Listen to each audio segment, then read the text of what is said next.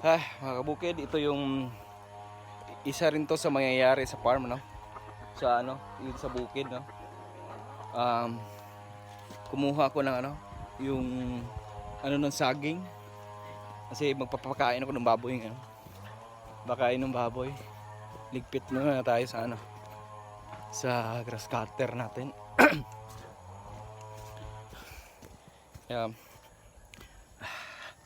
Kasi umuulan. At sa hapon kailangan pakainin yung mga ayan, mga manok, ayan na. Kailangan na ng pagkain. Kaya naghahanda ako sa hapon ng pagkain ng manok at saka sa pagkain ng baboy. Kaya kumukuha ko ng anuhin natin sila. Yung iba nasa baba, doon ko na papakainin. Sinasabuyan ko lang yan ng maliit na ito. Dito ako anuhin ko yung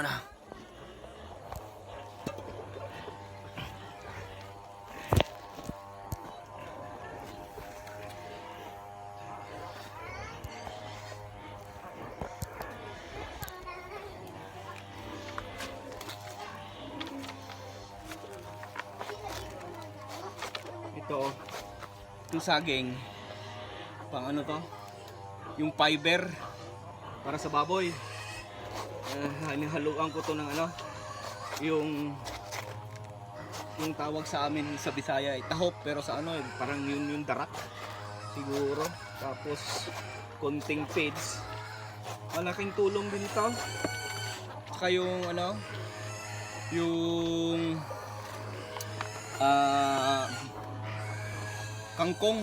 Yung kangkong sa Manila, binibili yun. Tao kumakain dito, yung pagkain namin sa baboy. Malaki yung tulong yung kangkong. Hindi ako nakakuha ng kangkong kanina kasi kinula ko ng oras. Kaya ito, ko na yung saging. Yan yung baboy. Nagugutom na. Kaya madali ko yung pagtadtad. Ito ito yung ulan para makita yung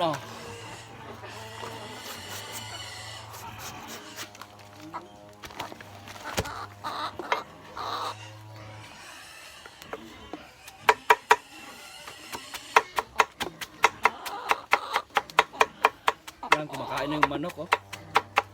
Paborito kasi ng manok to.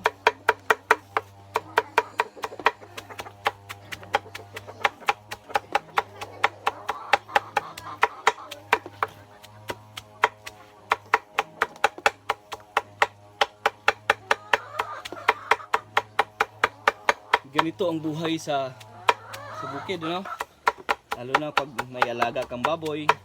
Ito yung pang minus pagkain. Nakaminus ka ng kasi mahal ngayon ng feeds. Etong hindi namin pinupuro yung mga baboy namin. Yung mga inahing baboy namin. Namin saging. Tapos yung tahop, yung darak, yun yung inaano namin.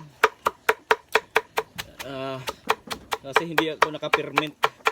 Hindi ako nakabili ng molasses, kaya hindi ako dapat kasi fermentation ng namin Ito yung nilagyan ng saging, ng saging, tapos nilagyan pa namin ng ano malagay namin, madre de agua, meron kami diyan. Hindi pa ako nakabili, kaya ito muna ang nilagay ko. Sa fermentation, ko rin sa inyo yung pag-ferment ng pagkain ng baboy. Maganda ang fermentation kasi maganda hindi naman siya totally talaga organic kasi hinahaluan namin ng konting feeds.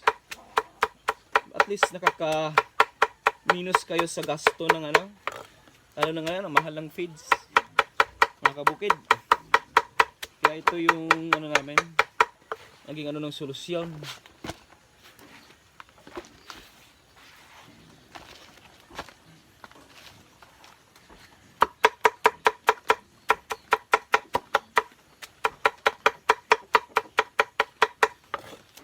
Pag may fermentation kasi pag nagpi-ferment kami, isang drum ginagawa namin. Isang drum, tapos mga isang linggo ata yun, 4 na araw ng pagkain ng baboy. Hindi pa ako nakakolekta ng mga tira-tira ng ano ng gulay, kaya hindi pa nakagayat, kaya ito muna.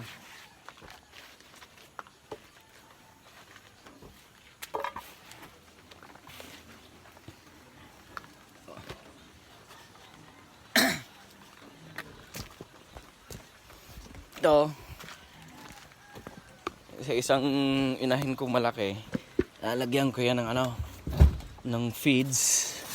2 takal ng ano, 2 takal nito. 2 takal nalagay ko, yan, kikain na yung ano, 2 takal, saka isang ano ng ano,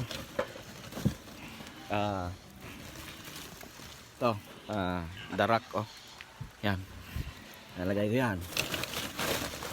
Takal. Ano ko pa konti. Ito yun sa isang inahin ko. Lakas ng ulan. Dito. Lagyan ko ng asin. Konti. Lagyan ko ng tubig.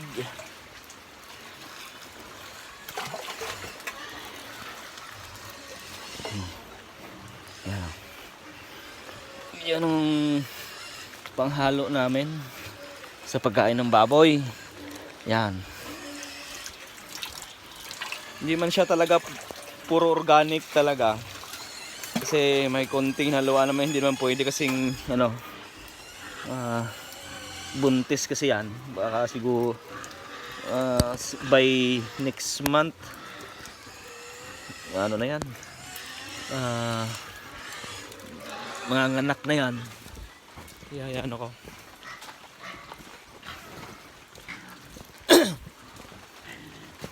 Oo mga kabukid, lagay ko dito kasi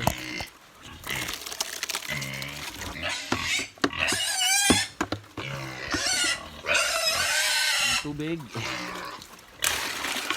Lagay isa. Ito yung inahin ng isa. Yan. Yan, tapos kain yan. Yan. Yan yung pagkain niya. Yan yung pagkain niya. Yeah. Ayun na yung isa. Oh. Kailangan nagugutom na. Tsaka yung ano ko, lalaki doon. Ano ko. Yeah, yun mga kabukid.